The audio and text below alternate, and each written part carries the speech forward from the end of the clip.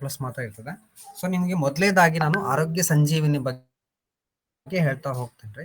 ಆರೋಗ್ಯ ಸಂಜೀವಿನಿ, ಸೊ ಇಲ್ಲಿ ಆರೋಗ್ಯ ಸಂಜೀವಿನಿ ಅಂತಂದ್ರೆ ನಿಮಗೆ ಸ್ಟಾರ್ಟಿಂಗ್ ಏಜ್ ಎಷ್ಟರಿಂದ ಎಲ್ಲಿವರೆಗೂ ಇರುತ್ತೆ ಅಂದ್ರೆ 18ರಿಂದ 55 ವರ್ಷದ ಒಳಗಡೆ ಇದ್ದರಿಗೆ ನಾವು ಯಾರಿಗೆ ಬೇಕಾದ್ರೂ ಮಾಡ್ಬೋದು. ಇಲ್ಲಿ ಫ್ಯಾಮಿಲಿ ಫ್ಲೋಟರ್ ಅಂತ ಮಾಡ್ಕೋಬಹುದು, ಇಂಡಿವಿಜುವಲ್ ಮಾಡ್ಕೋಬಹುದು. ಆಮೇಲೆ ಇನ್ನೊಂದು ಏನಪ್ಪಾ ಅಂತಂದ್ರೆ ಇಲ್ಲಿ ನಾವು 3 months ಬೇಬಿ ಅಂದ್ರೆ 90 days ಆಗಿರ್ತಕ್ಕಂಥ ಬೇಬಿನೂ ಕೂಡ ಇದರಲ್ಲಿ ನಾವು ಆಡ್ ಮಾಡ್ಕೋಬಹುದು. ಅಂದ್ರೆ ಆ ಡೇಟ್ ಇಂದ ಅಪ್ ಟು 18 years ವರೆಗೂ.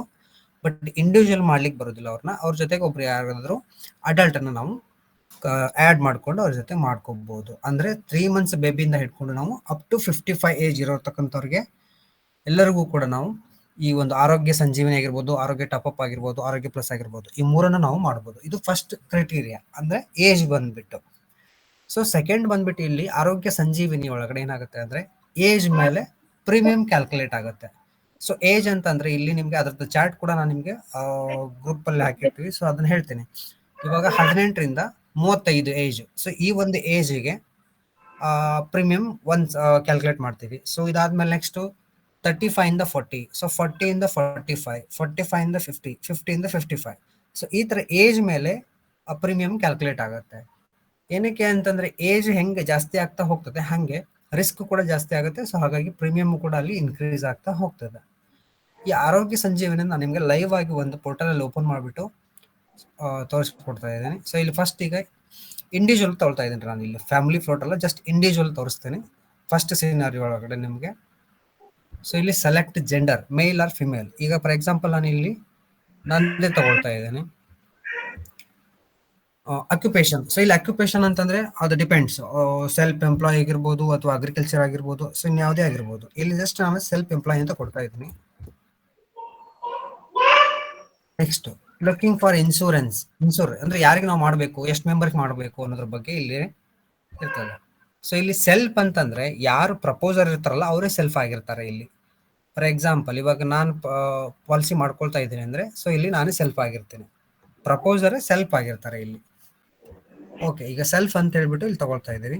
ಇವ್ರದ್ದು ಡೇಟ್ ಆಫ್ ಬರ್ತ್ ನಾವು ಎಂಟ್ರಿ ಮಾಡಬೇಕು. ಸೊ ಇಲ್ಲಿ ನೀವು ಟೈಪ್ ಮಾಡಿದ್ರೆ ಅದು ಬರೋದಿಲ್ಲ. ಆಕ್ಚುಲಿ ನೀವು ಅಲ್ಲಿ ಡ್ರಾಪ್ ಡೌನ್ ಇಂದ ತಗೊಳ್ಳಿ. ಟೈಪ್ ಮಾಡೋದಾದ್ರೆ 01 June 1987. ಸೊ ಈ ತರ ಟೈಪ್ ಮಾಡಬೇಕು.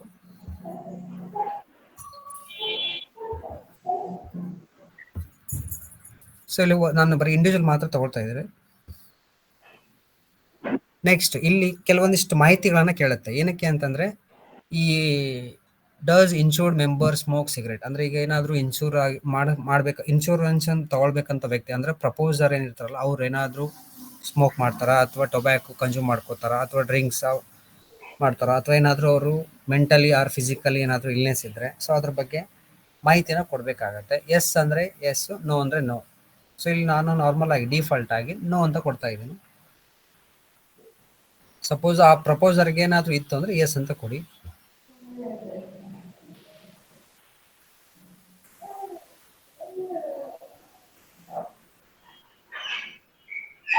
ಸೊ ಇಲ್ಲಿ ಫಸ್ಟಿಗೆ ನಾವು ಇಲ್ಲೆಲ್ಲ ಹಾಕಿದ ಮೇಲೆ ನಿಮಗೆ ಡಿಫಾಲ್ಟ್ ಆಗಿ 3 lakh rupees ಸಮ್ ಇನ್ಶೂರ್ಡ್ ತಗೊಂಡಿರುತ್ತೆ. ಸಮ್ ಇನ್ಶೂರ್ಡ್ ಅಂತಂದ್ರೆ ಈಗ ನಾವು ಹೇಳಿದಾಗೆ ಈಗ ನಮ್ಗೆ ಎಷ್ಟು ಅಮೌಂಟಿನ ಒಂದು ಸಮ್ ಇನ್ಶೂರ್ಡ್ ಅಂದ್ರೆ ನಮ್ಗೆ ಎಷ್ಟು ಅಮೌಂಟಿನ ಖರ್ಚು ಎಕ್ಸ್ಪೆನ್ಸಸ್ ಬೇಕಾಗುತ್ತೋ ಅಷ್ಟು ಅಮೌಂಟ್ ನಾವಿಲ್ಲಿ ತಗೊಳ್ಬಹುದು. ಫಾರ್ ಎಕ್ಸಾಂಪಲ್ ಎಷ್ಟು ಅಮೌಂಟ್ ಇಂದ ಇದೆ ಅಂತಂದ್ರೆ ಇಲ್ಲಿ ನಾವು 1 ಲಕ್ಷದಿಂದ 5 ಲಕ್ಷವರೆಗೂ ನಾವು ಇಲ್ಲಿ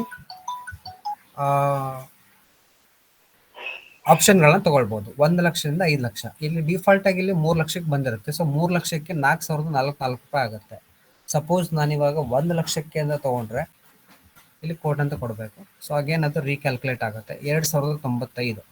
ಅಂದ್ರೆ ಇಲ್ಲಿ ಏಜ್ ಬಂದ್ಬಿಟ್ಟು ಇದು 1 June 1987 ಅಂತಂದ್ರೆ ಇದು 35 ಏಜ್ ಆಗುತ್ತೆ. ಅಂದ್ರೆ ಅಪ್ ಟು 35 1 ಲ್ಯಾಕಿಗೆ 2095 ರೂಪಾಯಿ ಬರುತ್ತೆ ಪ್ರೀಮಿಯಮ್. ಸಪೋಸ್ ಅವ್ರಿಗೆ 3 ಲಕ್ಷ ಅಂತಂದ್ರೆ 4,044 ರೂಪಾಯಿ ಆಗುತ್ತೆ. ಸಪೋಸ್ ಅವ್ರಿಗೆ 5 ಲಕ್ಷ ಬೇಕಾಗಿತ್ತು ಅಂದ್ರೆ 5,311 ರೂಪಾಯಿ ಬರುತ್ತೆ. ಸೊ ಇದು ಬಂದ್ಬಿಟ್ಟು 5 ಲಕ್ಷ ರೂಪಾಯಿ. ಇಲ್ಲಿ ಸಮ್ ಇನ್ಶೂರ್ಡ್ ಅಂತಂದ್ರೆ ಇನ್ ಕೇಸ್ ಈಗ ನಾನೇ ತಗೊಳ್ತಾ ಇದ್ದೀನಿ, 5 ಲಕ್ಷ ತಗೊಳ್ತಾ ಇದ್ದೀವಿ.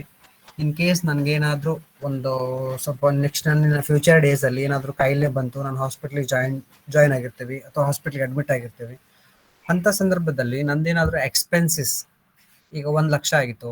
ಸೊ ಅಂತ ಟೈಮಲ್ಲಿ ಏನಾಗುತ್ತೆ ಅಂದ್ರೆ ನನಗಿದು ಕವರ್ ಆಗುತ್ತೆ. ಆಮೇಲೆ ಇದರಲ್ಲಿ ಏನೇನಪ್ಪ ಇರ್ತದೆ ಈ ಒಂದು ಪಾಲಿಸಿ ಒಳಗಡೆ, ಎಸ್ಪೆಷಲಿ ಈ ಆರೋಗ್ಯ ಸಂಜೀವಿನಿ ಒಳಗಡೆ ಏನೇನೆಲ್ಲ ಕವರ್ ಆಗ್ತವೆ?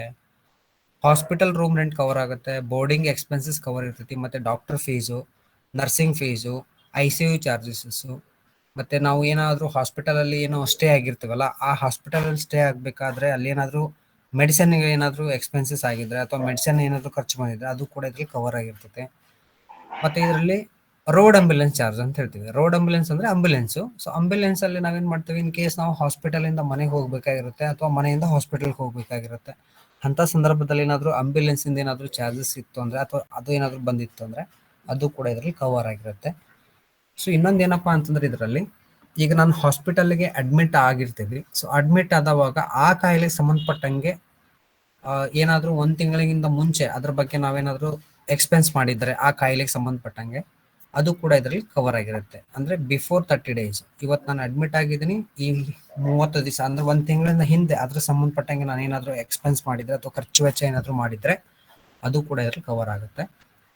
ಜೊತೆಗೆ ಇವತ್ತು ನಾನು ಹಾಸ್ಪಿಟಲ್ ಇಂದ ಡಿಸ್ಚಾರ್ಜ್ ಆಗಿ ಹೋಗ್ತೀವಿ, ಹೋಗೋದಾದ್ಮೇಲೆ ಮತ್ತೆ ಇನ್ನೊಂದು ತಿಂಗಳ ಬಿಟ್ಟು ಅಥವಾ ಒಂದು 15 ದಿವಸ ಬಿಟ್ಟು ಮತ್ತೆ ರೀಚೆಕಪ್ಗೆ ಬರ್ಬೋದು. ಸೊ ಅಂತ ಟೈಮಲ್ಲಿ ಏನಾಗುತ್ತೆ ಅಂದ್ರೆ ಅದು ಕೂಡ ಇದ್ರಲ್ಲಿ ಕವರ್ ಆಗುತ್ತೆ ಅಪ್ ಟು 60 days ಮಟ. ಪೋಸ್ಟ್ ಹಾಸ್ಪಿಟಲೈಸೇಷನ್ ಅಂತ ಹೇಳ್ತೀವಿ. ಸೊ ಪೋಸ್ಟ್ ಹಾಸ್ಪಿಟಲೈಸೇಷನ್ ಇದು ಅಪ್ ಟು 60 days ಮಟ ಇರುತ್ತದೆ. ಸೊ ಇದೆಲ್ಲ ಕವರ್ ಆಗಿರುತ್ತೆ ಯಾವ್ದ್ರಲ್ಲಿ? ಈ ಆರೋಗ್ಯ ಸಂಜೀವಿನಿಯಲ್ಲಿ. ಇಲ್ಲಿ ನಿಮ್ಗೆ ಇನ್ನೊಂದು ಏನಪ್ಪ ಮೇನ್ ಇದು ಅಂತಂದ್ರೆ ಎಕ್ಸಿಸ್ಟಿಂಗ್ ಕಾಯಿಲೆಗಳು ಅಂತ ಬರ್ತವೆ. ಅಂದ್ರೆ ಮೊದಲೇ ಇರ್ತಕ್ಕಂಥ ಕಾಯಿಲೆಗಳಿಗೆ ಇಲ್ಲಿ ವೇಟಿಂಗ್ ಪೀರಿಯಡ್ ಇರ್ತವೆ. ಸೊ ಮೊದಲೇ ಇರ್ತಕ್ಕಂಥ ಕಾಯಿಲೆ ಒಂದು ಎಕ್ಸಾಂಪಲ್ ಹೇಳ್ತೀನಿ ನಾನು ನಿಮ್ಗೆ. ಏನು, ಕಣ್ಣಿನ ಪೊರೆ ಬಂದಿರ್ತದೆ ಅಥವಾ ಅಪೆಂಡಿಕ್ಸ್ ಆಗಿರ್ತದೆ ಅಥವಾ ಇನ್ಯಾವುದೋ ಮೊದಲೇ ಇರ್ತಕ್ಕಂಥ ಕಾಯಿಲೆಗಳಿಗೆ ವೇಟಿಂಗ್ ಪೀರಿಯಡ್ 24 months, 48 hours ಅಂತ ಈ ತರ ಇರ್ತವೆ. ಸೊ ಅಂಥವನ್ನ ಸ್ವಲ್ಪ ನಾವು ಅವ್ರಿಗೆ ಮುಂಚಿತವಾಗಿನೇ ಹೇಳ್ಬೇಕು ಕಸ್ಟಮರ್ಗೆ. ಈಗ ಎಕ್ಸಿಸ್ಟಿಂಗ್ ಅಲ್ಲದೆ ಇರ್ತಕ್ಕಂಥವು ಅಂದ್ರೆ ಇವಾಗ ನಾವು ಪಾಲಿಸಿ ಮಾಡಿದ್ಮೇಲೆ ನನಗೆ ಹಿಂದೆ ಚೆಕ್ ಮಾಡಿದವಾಗ ನನ್ನ ಮೆಡಿಕಲ್ ಹಿಸ್ಟ್ರಿಯಲ್ಲಿ ಯಾವುದೇ ರೀತಿಯಾದಂಥ ನನ್ನ ಕಾಯಿಲೆಗಳಿರಲಿಲ್ಲ. ಪಾಲಿಸಿ ಆದ್ಮೇಲೆ ನನಗೆ ಅದು ಬಂದಿದೆ ಅಂದ್ರೆ ಖಂಡಿತ ಅದಕ್ಕೆ ನಿಮಗೆ 1 ತಿಂಗಳ ಆದ್ಮೇಲೆ ಅಂದ್ರೆ ಪಾಲಿಸಿ ಮಾಡಿಸಿ 1 ತಿಂಗಳ ಮಟ್ಟ ಇದು ಲಾಕ್ ಇನ್ ಪೀರಿಯಡ್ ಅಲ್ಲಿ ಇರ್ತದೆ. ಸೊ ಆ ಅವಧಿಯಲ್ಲಿ ಯಾವ ಕಾಯಿಲೆಗೂ ಕೂಡ ನಿಮ್ಗಲ್ಲಿ ಇನ್ಶೂರೆನ್ಸ್ ಕವರ್ ಇರೋದಿಲ್ಲ, ಎಕ್ಸೆಪ್ಟ್ ಆಕ್ಸಿಡೆಂಟಲ್ ಹಾಸ್ಪಿಟಲೈಸೇಷನ್. ಅಂದ್ರೆ ಇನ್ ಕೇಸ್ ಏನಾದರೂ ಆಕ್ಸಿಡೆಂಟ್ ಆಗಿ ಹಾಸ್ಪಿಟಲೈಸೇಷನ್ ಆದ್ರೆ ಅಥವಾ ಆಸ್ಪತ್ರೆ ನಾವು ದಾಖಲಾದ್ರೆ ಅಂತ ಸಂದರ್ಭದಲ್ಲಿ ಇದು ಕವರ್ ಇರ್ತದೆ, ಇಮಿಡಿಯೇಟ್ ಆಗಿ ಕವರ್ ಇರುತ್ತೆ. ಪಾಲಿಸಿ ಆದ್ಮೇಲೆ ಇಮಿಡಿಯೇಟ್ ಆಗಿ ಇದು ಕವರ್ ಆಗುತ್ತೆ. ಯಾವುದು? ಆಕ್ಸಿಡೆಂಟಲ್ ಹಾಸ್ಪಿಟಲೈಸೇಷನ್ ಮಾತ್ರ. ಸೊ ಇಲ್ಲಿ ನಿಮಗೆ 6000+ ನೆಟ್ವರ್ಕ್ ಹಾಸ್ಪಿಟಲ್ಸ್ ಇದಾವೆ. ಅಂದ್ರೆ ನಮ್ಮ ಆಲ್ ಓವರ್ ಇಂಡಿಯಾ, ಇದು ವಿತ್ ಇನ್ ಇಂಡಿಯಾದಲ್ಲಿ ನೀವು ಎಲ್ಲಿ ಬೇಕಾದ್ರೂ ಇದನ್ನ ನೀವು ಕ್ಲೇಮ್ ಮಾಡ್ಕೋಬಹುದು, ಅಂದ್ರೆ ಕವರ್ ಮಾಡ್ಕೋಬಹುದು ಇದನ್ನ. ಕ್ಯಾಶ್ಲೆಸ್ ಮತ್ತೆ ಇಲ್ಲಿ ನಾನ್ ನೆಟ್ವರ್ಕ್ ಹಾಸ್ಪಿಟಲ್ ಮತ್ತೆ ನೆಟ್ವರ್ಕಿಂಗ್ ಹಾಸ್ಪಿಟಲ್ ಅಂತ 2 ಟೈಪ್ ಬರ್ತದೆ. ನೆಟ್ವರ್ಕಿಂಗ್ ಹಾಸ್ಪಿಟಲ್ ಹೋದ್ರೆ ನಿಮ್ಗೆ ಕ್ಯಾಶ್ಲೆಸ್ ಆಗುತ್ತೆ. ಅಂದ್ರೆ ನೀವಲ್ಲಿ ಎಷ್ಟು ನಿಮ್ಗೆ ಮೆಡಿಕಲಿ ಎಕ್ಸ್ಪೆನ್ಸಸ್ ಎಷ್ಟಾಗಿರುತ್ತಲ್ಲ ಅದೆಲ್ಲ ಕೂಡ ಅಲ್ಲಿ ಕ್ಲೇಮ್ ಆಗುತ್ತೆ ಕ್ಯಾಶ್ಲೆಸ್ ಅಲ್ಲಿ. ನಾನ್ ನೆಟ್ವರ್ಕಿಂಗ್ ಹಾಸ್ಪಿಟಲ್ ಅಲ್ಲಿ ಏನಾಗುತ್ತೆ ಅಂದ್ರೆ ಫಸ್ಟ್ ನಾವೇನ್ ಮಾಡ್ಬೇಕು ಆಗುತ್ತೆ ಅಂತಂದ್ರೆ ಕಸ್ಟಮರ್ ಪೇಮೆಂಟ್ ಮಾಡಬೇಕು. ಏನೋ ಹಾಸ್ಪಿಟಲ್ ಎಷ್ಟು ಚಾರ್ಜ್ ಆಗಿದೆ ಎಲ್ಲಾನು ಪೇಮೆಂಟ್ ಮಾಡಬೇಕು.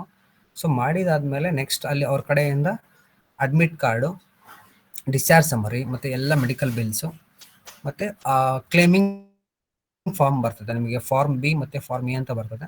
ಫಾರ್ಮ್ ಬಿ ಅಲ್ಲಿ ಹಾಸ್ಪಿಟಲ್ದು ಅವ್ರ ಕಡೆ ಫಿಲಪ್ ಮಾಡಿ ಸೈನ್ ಮಾಡ್ಕೊಡ್ತಾರೆ. ಸೊ ಇದೆಲ್ಲನೂ ನಾವು ನಮಗೊಂದು ಮೆಡಿ ಅಸಿಸ್ಟ್ ಅಂತ ಹೇಳ್ಬಿಟ್ಟು ಥರ್ಡ್ ಪಾರ್ಟಿ ಏಜೆಂಟ್ ಇದೆ. ಸೊ ಅದೇನ್ ಮಾಡ್ತಾ ಇರುತ್ತೆ ಅಂದ್ರೆ ನೀವು ನಮ್ಮ ಎಲ್ಲ ಇನ್ಶೂರೆನ್ಸ್ ಪಾಲಿಸಿಗಳನ್ನ ಕ್ಲೇಮ್ ಮಾಡೋಂಥ ಒಂದು ಅಥಾರಿಟಿ ಅದು ತೊಗೊಂಡಿರ್ತದೆ. ಸೊ ನಾವು ಎಲ್ಲ ಡಾಕ್ಯುಮೆಂಟ್ಸ್ ಅನ್ನ ಕಲೆಕ್ಟ್ ಮಾಡ್ಕೊಂಡು ಅದಕ್ಕೆ ಸೆಂಡ್ ಮಾಡ್ತೀವಿ ಅಥವಾ ಅಲ್ಲಿ ಕಳಿಸ್ಕೊಡ್ತೀವಿ ಕೊರಿಯರ್ ಮಾಡಿದ್ರೆ. ಸೊ ಇದೇನಾಗುತ್ತೆ ಅಂದ್ರೆ ನಿಮಗೆ ರೀಎಂಬರ್ಸ್ಮೆಂಟ್ ಆಗುತ್ತೆ. ನಿಮ್ದು ಎಷ್ಟಾಗಿರುತ್ತಲ್ಲ ಅದೆಲ್ಲ ಕೂಡ ರೀಎಂಬರ್ಸ್ಮೆಂಟ್ ಆಗುತ್ತೆ. ಸೊ ಇದರಲ್ಲಿ ಇನ್ನೊಂದು ಮೇನ್ ಪಾಯಿಂಟ್ ಏನಪ್ಪಾ ಅಂತಂದ್ರೆ ಇದರಲ್ಲಿ ಆರೋಗ್ಯ ಸಂಜೀವಿನಿಯಲ್ಲಿ 5% ಕೋ ಪೇಮೆಂಟ್ ಇರ್ತದೆ. 5% ಕೋ ಪೇಮೆಂಟ್ ಅಂತಂದ್ರೆ ಈಗ ಫಾರ್ ಎಕ್ಸಾಂಪಲ್ ನಾವು 5 ಲಕ್ಷದ್ದು ಸಮ್ ಇನ್ಶೂರ್ ತಗೊಂಡಿರ್ತೀವಿ. ಸೊ 1 ಲಕ್ಷ ರೂಪಾಯಿ ನನಗೆ ಎಕ್ಸ್ಪೆನ್ಸಸ್ ಆಯಿತು. ಸೊ ಅದರಲ್ಲಿ 95,000 ಕ್ಲೇಮ್ ಆಗುತ್ತೆ, 5,000 ಕಸ್ಟಮರ್ ಪೇ ಮಾಡಬೇಕಾಗತ್ತೆ. ಸೊ ಇದು ಕೋ ಪೇಮೆಂಟ್. ಇದು ಆಲ್ಮೋಸ್ಟ್ ಎಲ್ಲ ಕಂಪ್ನಿಗಳಲ್ಲೂ ಇರ್ತದೆ ಕೋ ಪೇಮೆಂಟ್ ಅಂತೇಳಿ. ಆಮೇಲೆ ಇದರಲ್ಲಿ ಇನ್ನೊಂದು ಏನಪ್ಪ ಮೇನ್ ಆಗಿ ಅಂತಂದ್ರೆ ಈ ಮೆಟರ್ನಿಟಿಗೆ ಇದು ಕವರ್ ಇರೋದಿಲ್ಲ. ಅಂದರೆ ಮೆಟರ್ನಿಟಿ ರಿಲೇಟೆಡ್ ಏನಾದರೂ ಆಗಿರ್ಬೋದು ಅದಕ್ಕೆ ಇದು ಕವರ್ ಇರೋದಿಲ್ಲ. ಸೊ ರಿಮೈನಿಂಗ್ ನಿಮಗೆಲ್ಲನೂ ಕೂಡ ಅಂದರೆ ಹೊಸದಾಗಿ ಬರ್ತಕ್ಕಂಥ ಕಾಯಿಲೆಗಳಿಗೆ ಇನ್ ಫ್ಯೂಚರಲ್ಲಿ ಅದೆಲ್ಲವೂ ಕೂಡ ಕವರ್ ಆಗುತ್ತೆ. ಇದು ಆರೋಗ್ಯ ಸಂಜೀವಿನಿ. ಇದ್ರ ಬಗ್ಗೆ ನಿಮ್ಗೆ ಏನಾದರೂ ಡೌಟ್ಸ್ಗಳಿದ್ರೆ ಅಥವಾ ಪ್ರಶ್ನೆಗಳಿದ್ರೆ ಯಾವುದೇ ರೀತಿಯಂಥದ್ದಾಗಿರ್ಬೋದು ಕೇಳಿ.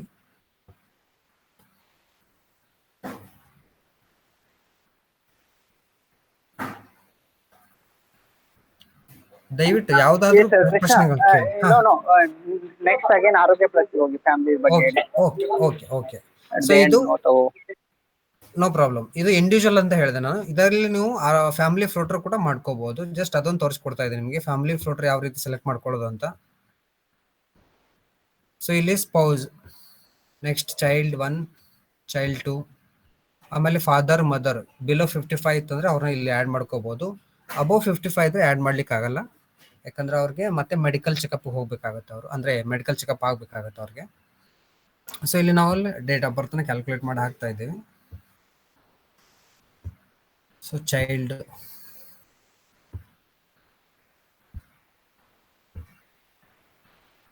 ಓಕೆ, ಒಂದು ಚೈಲ್ಡ್ ಅಷ್ಟೇ ತಗೊಳ್ಳೋಣ.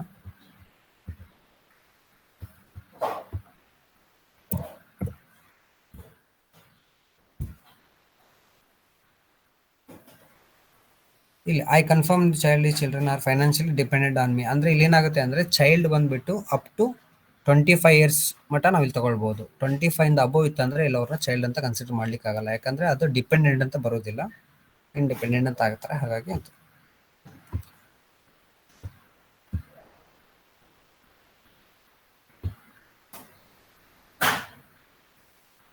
ಸೊ ಇಲ್ಲಿ 5 ಲಕ್ಷಕ್ಕೆ 11,251 ಬರ್ತದೆ.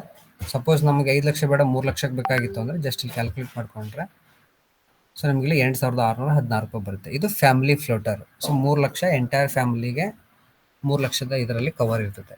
ಯಾರಾದರೂ ಇದರನ್ನ 3 ಲಕ್ಷಕ್ಕೂ ಕೂಡ ಕವರ್ ಮಾಡ್ಕೋಬಹುದು. ಸೊ ಇದು ಬಂದ್ಬಿಟ್ಟು ಆರೋಗ್ಯ ಸಂಜೀವಿನಿ.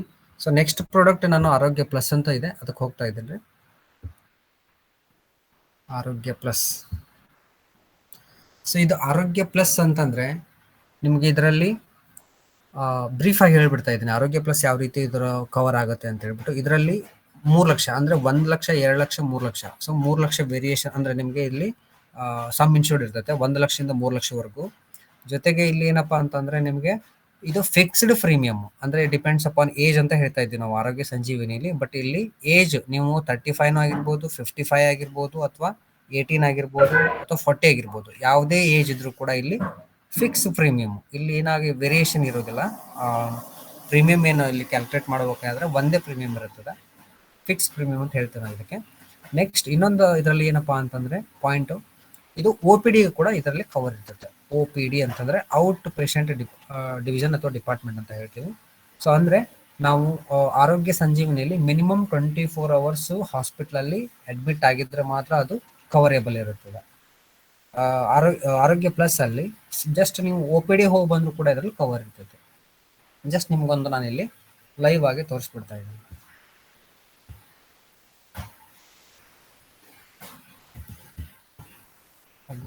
ಏನಾದರೂ ಹಾಕ್ಬೋದು, ನಾನು ಜಸ್ಟ್ ತಗೋತಾ ಇದ್ದೇನೆ. ಇಲ್ಲಿ ಒಬ್ಬರಿಗೆ ತಗೊಂಡು ಚೆಕ್ ಮಾಡ್ತಾ ಇದ್ದೇನೆ ನಾನು ನಿಮಗೆ.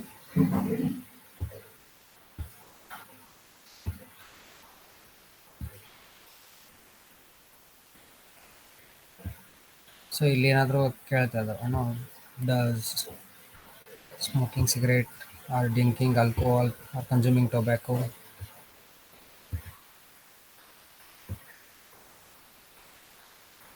ಸೊ ಇಲ್ಲಿ ಡಿಫಾಲ್ಟ್ ಆಗಿ ಸಮ್ ಇನ್ಶೂರ್ಡ್ 2 ಲ್ಯಾಕ್ ಇರ್ತೈತೆ, ಮತ್ತೆ ಸೆಲೆಕ್ಟ್ 10 ಅಂದ್ರೆ 2 ವರ್ಷಕ್ಕಂತ ತೋರಿಸುತ್ತೆ. ಸೊ ನಾವು ಅದನ್ನ ಏನ್ ಮಾಡ್ಕೋಬೇಕು, ಇಲ್ಲಿ 3 ಲಕ್ಷ ಅಂತ ತಗೊಳ್ಬೇಕು.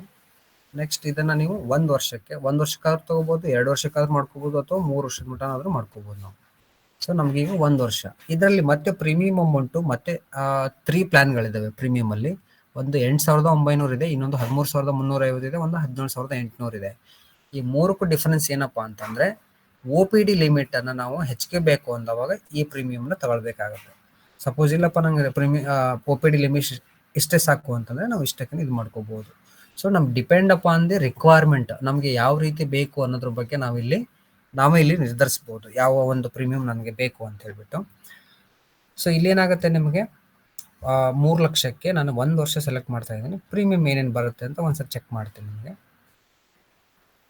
10,502 ರೂಪಾಯಿ ಬರುತ್ತೆ. ಸೊ ಇದು ಫಿಕ್ಸ್ಡ್ ಪ್ರೀಮಿಯಂ. ಯಾವುದಕ್ಕೆ? 8,900 ರೂಪಾಯಿ ತೊಗೊಂಡ್ರೆ ನಿಮಗೆ 10,502 ರೂಪಾಯಿ ಬರುತ್ತೆ. ಇದನ್ನು ನೀವು 2 ಲಕ್ಷಕ್ಕೆ ಮಾಡಿದ್ರು ಸೇಮು. ಬಟ್ ಇಲ್ಲಿ ಏನಾಗುತ್ತೆ ಅಂದರೆ ನಿಮಗೆ ಒ ಪಿ ಡಿ ಲಿಮಿಟ್ ಇಲ್ಲಿ 4,000 ಇದೆ. ಸಪೋಸ್ ನೀವು ಇಲ್ಲಿ ಏನು ಮಾಡ್ಕೊತೀರಿ ಅಂತಂದರೆ ಕಡಿಮೆ ಮಾಡಿಕೊಂಡ್ರೆ ಇಲ್ಲಿ ಒ ಪಿ ಡಿ ಲಿಮಿಟ್ ಕೂಡ ಇದು ಹೆಚ್ಚಿಗೆ ಆಗ್ತಾ ಹೋಗ್ತದೆ. ಆಮೇಲೆ ಈ ಪ್ರೀಮಿಯಮ್ನ ನೀವು ಕ್ಯಾಲ್ಕುಲೇಟ್ ಮಾಡ್ಕೊಳ್ಳೋದಾದರೆ ನೋಡಿ, ಇಲ್ಲಿ ಆಗಲೇ 4,000 ಆಯಿತು, ಇಲ್ಲಿ 8,500 ರೂಪಾಯಿ ಆಯಿತು. ಬಟ್ ಇಲ್ಲಿ ನಿಮಗೆ ಈ ಪ್ರೀಮಿಯಮ್ ಕೂಡ ಹೆಚ್ಚಿಗೆ ಆಗ್ತದೆ. ಇಲ್ಲಿ ಇದು 15,735. ಬಟ್ ನಾನು ಇವಾಗ ಇಷ್ಟೊಂದು ಇದರಿಂದ ಯಾವುದು ಇದು ಮಾಡೋದಿಲ್ಲ. ಬಟ್ ಕಸ್ಟಮರ್ ರಿಕ್ವೈರ್ಮೆಂಟು ನಾನು ನಿಮಗೆ ಜಸ್ಟ್ ಬೇಸಿಕ್ ಆಗಿರ್ತಕ್ಕಂಥದ್ದು ಒಂದು ಹೇಳ್ತಾ ಇದ್ದೀನಿ.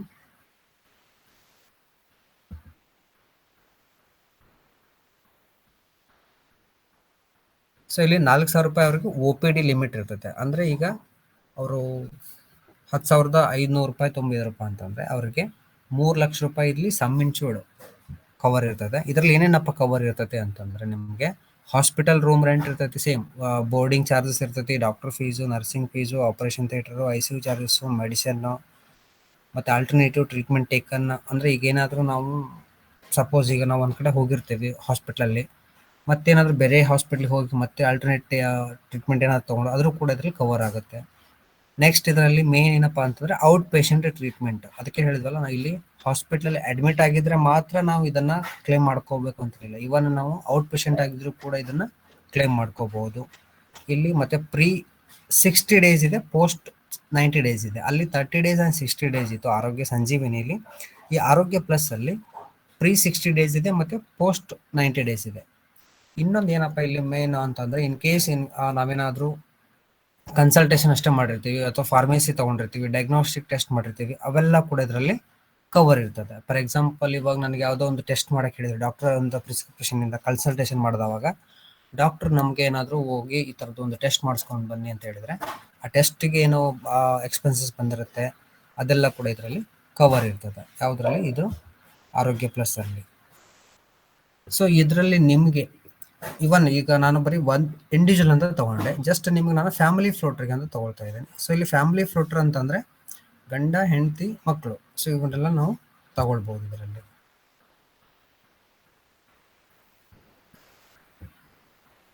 ಸ್ಪೌಸ್ ಜಸ್ಟ್ ಹಂಗೆ ನಾನು ರೆಫರೆನ್ಸ್ ಒಂದು ನಂಬರ್ ಆಗ್ತಾ ಇದೆ ಅಷ್ಟೇ, ಡೇಟ್ ಆಫ್ ಬರ್ತು. ಸೊ ಒಂದು ಚೈಲ್ಡ್, ಓಕೆ.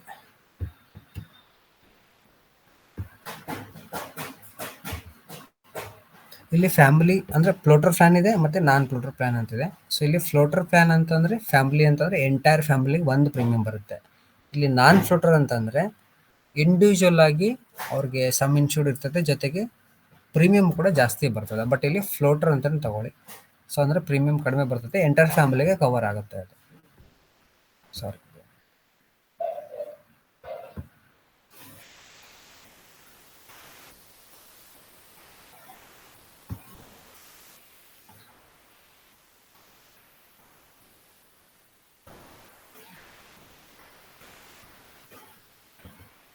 ಸೊ ಡಿಫಾಲ್ಟಾಗಿ 2 ಲಕ್ಷ 2 ವರ್ಷ ಅಂತ ಇರ್ತೈತೆ. ಸೊ ಅದನ್ನು ನಾವು ಇಲ್ಲಿ ಚೇಂಜ್ ಮಾಡ್ಕೋಬೇಕು. 3 ಲಕ್ಷ ಅಥವಾ 1 ಇಯರ್ ಅಥವಾ 2 ಇಯರ್ ಬೇಕಂದ್ರೆ 2 ಇಯರ್ಸು.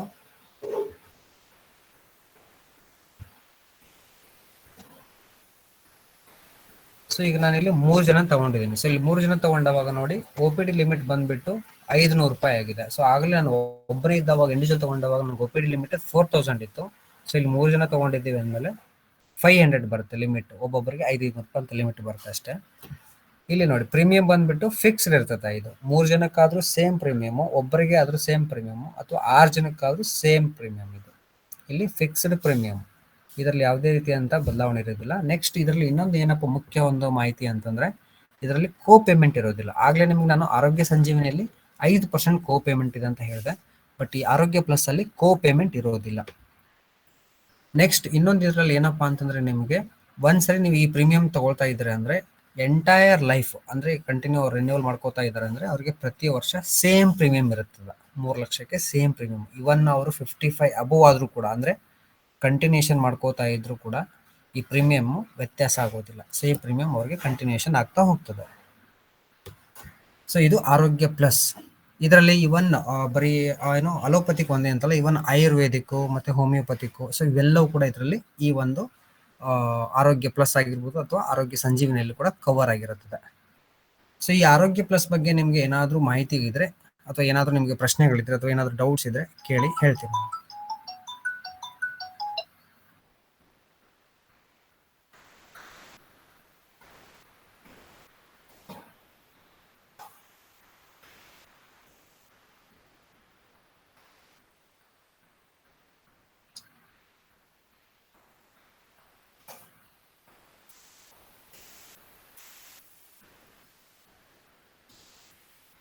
ಓಕೆ, ಯಾರಿಗೆ ಡೌಟ್ ಇಲ್ವಾ? Hello sir. ಹೇಳಿ. ಸರ್, ಇದು ನೆಟ್ವರ್ಕ್ ಹಾಸ್ಪಿಟಲ್ಗೆ ಹೋಗ್ಬೇಕಾ ಅಥವಾ ಬೇರೆ ಹಾಸ್ಪಿಟಲ್ ಹೋಗ್ಬೇಕಾ ಸರ್ ಇದು ಆರೋಗ್ಯ ಪ್ಲಸ್ ಅಲ್ಲಿ? ಆರೋಗ್ಯ ಪ್ಲಸ್ ಅಲ್ಲಿ ನೆಟ್ವರ್ಕಿಂಗ್ ಹಾಸ್ಪಿಟಲ್ ಹೋದ್ರೆ ನಿಮ್ಗೆ ಕ್ಯಾಶ್ಲೆಸ್ ಆಗುತ್ತೆ. ನಾನ್ ನೆಟ್ವರ್ಕಿಂಗ್ ಹೋದ್ರೆ ಫಸ್ಟ್ ನೀವು ಪೇ ಮಾಡಬೇಕು, ಆಮೇಲೆ ರಿಎಂಬರ್ಸ್ಮೆಂಟ್ ಮಾಡ್ಕೋಬೇಕಾಗುತ್ತೆ. ಹೌದ್ರಿ ಸರ್. ಬಟ್ ಯಾವುದೇ ಹಾಸ್ಪಿಟಲ್ ಹೋದ್ರೂ ಕ್ಲೇಮ್ ಆಗುತ್ತೆ, ಕ್ಲೇಮಿಂದ ಏನ್ ಸಮಸ್ಯೆ ಇಲ್ಲ. ಬಟ್ ಏನಂತಂದ್ರೆ ಇಲ್ಲಿ ಕ್ಯಾಶ್ಲೆಸ್ ಮತ್ತೆ ನಾನ್ ಕ್ಯಾಶ್ಲೆಸ್ ಅಂದ್ರೆ ನೆಟ್ವರ್ಕಿಂಗ್ ಮತ್ತೆ ನಾನ್ ನೆಟ್ವರ್ಕಿಂಗ್ ಹೋದ್ರೆ ಏನಾಗುತ್ತೆ ಅಂದ್ರೆ, ಫಾರ್ ಎಕ್ಸಾಂಪಲ್ ನೆಟ್ವರ್ಕಿಂಗ್ ಹೋದವಾಗ ಅಲ್ಲಿ ನಿಮ್ಗೆ ಕ್ಯಾಶ್ಲೆಸ್ ಆಗುತ್ತೆ, ಅಂದ್ರೆ ನೀವು ಪೇಮೆಂಟ್ ಮಾಡೋದಿರೋದಿಲ್ಲ. ಮೆಡಿಕಲಿ ಎಕ್ಸ್ಪೆನ್ಸಸ್ ಇತ್ತು ಅಂದ್ರೆ ಕ್ಲೇಮ್ ಇರೋದು, ಅಂದ್ರೆ ನಿಮ್ಗೆ ಅಲ್ಲಿ ಏನು ಪೇಮೆಂಟ್ ಇರೋದಿಲ್ಲ. ನಾನ್ ನೆಟ್ವರ್ಕಿಂಗ್ ಹಾಸ್ಪಿಟಲ್ಗೆ ಹೋದಾಗ ಏನಾಗುತ್ತೆ ಅಂದ್ರೆ, ಫಸ್ಟ್ ನಾವೇನ್ ಮಾಡ್ಬೇಕಾಗುತ್ತೆ ಅಂದ್ರೆ ಪೇ ಮಾಡಬೇಕು. ಸೊ ಪೇ ಮಾಡಿದ್ಮೇಲೆ ಅಲ್ಲೆಲ್ಲ ಬಿಲ್ಗಳನ್ನ ಕಲೆಕ್ಟ್ ಮಾಡ್ಕೊಂಡು ನಾವು ಜಸ್ಟ್ ಅದನ್ನ ನಮ್ಮ SBIಗೆ ನಮ್ಗೆ ಯಾರಿಗಾದ್ರೂ ಅದನ್ನ ಕೊರಿಯರ್ ಮಾಡಿದ್ರೆ, ಸೊ ಅದೇನಾಗುತ್ತೆ ಅಂದ್ರೆ ನಿಮ್ಗೆ ಪ್ರೊಸೆಸ್ ಆಗಿಬಿಟ್ಟು ಡಾಕ್ಯುಮೆಂಟ್ ವೆರಿಫಿಕೇಶನ್ ಆದ್ಮೇಲೆ, ಸೊ ನಿಮ್ಗೆ ಏನಾಗುತ್ತೆ ಅಂದ್ರೆ ಎಷ್ಟು ಅಮೌಂಟ್ ನೀವು ಅಲ್ಲಿ ಖರ್ಚು ಮಾಡಿರ್ತೀರ ಅಥವಾ ಎಷ್ಟು ಅಮೌಂಟ್ ಇಂದ ಆಗಿರುತ್ತೆ ಎಕ್ಸ್ಪೆನ್ಸಸ್, ಅದೆಲ್ಲ ನೋಡ್ಬಿಟ್ಟು ಅದನ್ನ ನಿಮ್ಗೆ ರಿಎಂಬರ್ಸ್ಮೆಂಟ್ ಮಾಡ್ತಾರೆ. ಆಯ್ತು ಸರ್.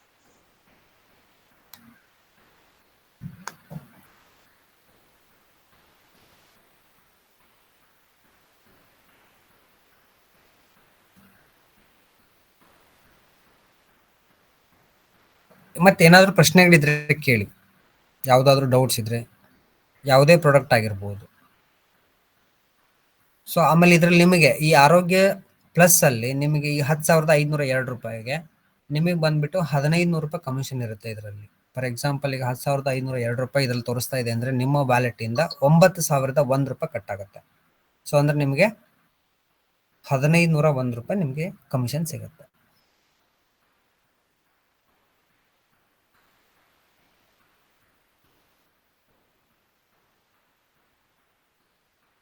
ಇನ್ ಕೇಸ್ ಈ 4 ದಿವಸದಲ್ಲಿ ಏನಾದರೂ ನೀವು ಜಾಸ್ತಿ ಮಾಡಿದ್ರೆ ನಮ್ಮ SBI ಕಡೆಯಿಂದ ಮತ್ತೆ ಎಕ್ಸ್ಟ್ರಾ ನಿಮಗೆ ಸರ್ಪ್ರೈಸ್ ಅಂತೇಳಿ ಏನಾದರೂ ನಮ್ಮ ಕಡೆಯಿಂದ ನಿಮಗೆ ಅದು ಲಭ್ಯವಿರ್ತದೆ. ಶಿವಶೇಖರ್ ಸರ್, ನಿಮ್ಮ ಕಡೆಯಿಂದ ಏನಾದರೂ ಇದ್ರೆ ಹೇಳಿ. ಓಕೆ, ಡೌಟ್ಸ್ ಕೇಳಿ, ಈಗ ನಾನು ಮಾತಾಡ್ತೀನಿ. ಡೌಟ್ಸ್ ಯಾರಿಗಾನ ಇದೆಯಾ? ನಿಮಗೆ ಪ್ರಾಡಕ್ಟ್ ಬಗ್ಗೆ ಯಾವುದೇ ಪ್ರಶ್ನೆಗಳಿದ್ರೆ ಕೇಳಿ. ಸೊ ಯಾವ ರೀತಿ ಆದ್ರೂ ನಾವು ಇದು ಮಾಡ್ಬೋದು. ಅಪ್ ಟು 55 ಏಜ್ ಮಟ್ಟ ನಾವಿಲ್ಲಿ ಪಾಲಿಸಿಗಳನ್ನು ಮಾಡ್ಕೋಬಹುದು. Up to 55 age. ಸರ್, ನಮ್ಗೆ ಇದುವರೆಗೆ ಯಾವುದೇ ಒಂದೇ ಒಂದು ಅಡ್ವರ್ಟೈಸ್ಮೆಂಟ್ ಮೆಟೀರಿಯಲ್ ಕೂಡ ಬಂದಿಲ್ಲ ಸರ್. ಕಸ್ಟಮರ್ ನಾವು ಯಾವ ತರ ಕನ್ವಿನ್ಸ್ ಮಾಡೋದು? ಕಳಿಸ್ಕೊಡ್ತೀರ ನಾನು ನಿಮ್ಗೆ. ಆಕ್ಚುಲಿ ಏನಾಗಿದೆ ಅಂತಂದ್ರೆ, ಬ್ಯಾನರ್ಗಳು ಸ್ಟಾರ್ಟಿಂಗ್ ಅಲ್ಲಿ ನಮ್ಮ ಕಡೆ ಸ್ವಲ್ಪ ಶಾರ್ಟೇಜ್ ಆಗಿರೋದ್ರಿಂದ ಬ್ಯಾನರ್ಗಳನ್ನ ಕಳಿಸಿರ್ಲಿಲ್ಲ. ಬಟ್ ಇದನ್ನ ಯಾವುದು ಎಲ್ಲರಿಗೆ ಎನ್ವಲಪ್ಸ್ ಅಂತೂ ಕಳಿಸಿದೀವಿ, ನಿನ್ನೆ ಹೋಗ್ತಾ ಇದಾವೆ ಎಲ್ಲರಿಗೂ. ಆಲ್ಮೋಸ್ಟ್ ಇನ್ನೊಂದು 2 ಡೇಸ್ ಅಲ್ಲಿ ನಿಮಗೂ ಕೂಡ ಹೋಗ್ತದೆ. ನಿಮ್ಮ ಅಡ್ರೆಸ್ ನಂಗೆ ಬಂದಿದ್ರೆ ಖಂಡಿತ ನಿಮ್ಗೂ ಕೂಡ ತಲುಪಿರ್ತದೆ.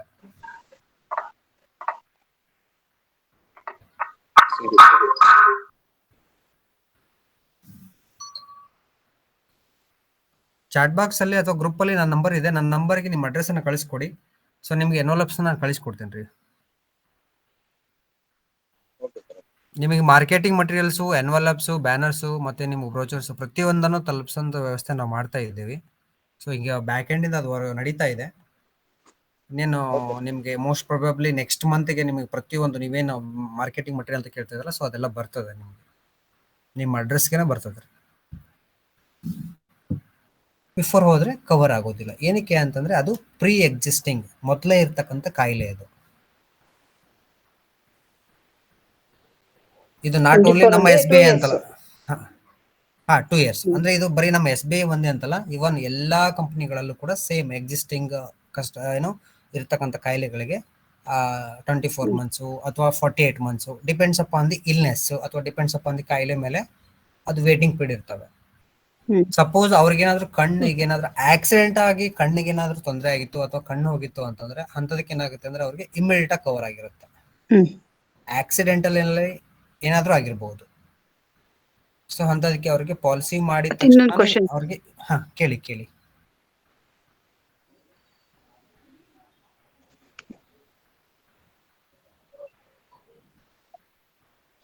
ಮತ್ತೆ ಸರ್ ಈಗ ನಾನು ಈ ಇಯರ್ ಬೇರೆ ಯಾವ್ದೋ ಸಮ್ ಕಂಪ್ನಿನಲ್ಲಿ ಮಾಡ್ಕೊಂಡಿರ್ತೀನಿ health insurance. So okay next year ನಾನು ಬೇರೆ ಕಂಪ್ನಿಗೆ ಜಾಯಿನ್ ಆದಾಗ ಓಲ್ಡ್ ಪಾಲಿಸಿದು ನಂದು ಬೇರೆ ಕಂಪ್ನಿ ಪಾಲಿಸಿ ನಮ್ಗೆ ಸಮ್ ಏನಾರ ಅಲ್ಲಿಗೆ ಪರ್ಸೆಂಟೇಜ್ ಆಡ್ ಆಗತ್ತಾ?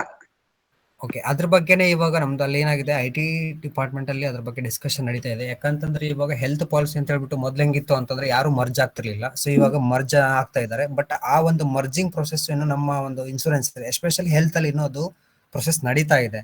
ಬಟ್ ಆಸ್ ಆಫ್ ನಮಗೆ ಮಾಹಿತಿ ಇರೋ ಪ್ರಕಾರ ಅದಿನ್ನೂ ಕನ್ಸಿಡರ್ ಆಗಿಲ್ಲ ರೀ. ನಿಮ್ಗೆ ಏನಾಗುತ್ತೆ ಅಂದ್ರೆ ಈಗ ನೀವು ಫಾರ್ ಎಕ್ಸಾಂಪಲ್ ಯಾವ್ದೋ ಒಂದು ಎಕ್ಸ್ ಕಂಪ್ನಿಲಿ ಅವ್ರಿಗೆ ಒಂದು ಪಾಲಿಸಿ ಇರುತ್ತೆ, ಅದನ್ನ ನೀವು ಇದ್ರಲ್ಲಿ ತಗೊಂಡ್ಬಿಟ್ಟು ಮಾಡ್ಬೇಕು ಅಂದ್ರೆ ಅದಿನ್ನು ರಿನ್ಯೂವಲ್ ಕೇಸಸ್ ಅಲ್ಲಿ ಅದು ಇನ್ನು ಕನ್ಸಿಡರ್ ಆಗ್ತಾ ಇಲ್ಲ. ಬಟ್ ಇನ್ ಫ್ಯೂಚರ್ ಡೇಸ್ ಅಲ್ಲಿ ಅದನ್ನು ಕೂಡ ಮಾಡ್ತಾರೆ. ಓಕೆ.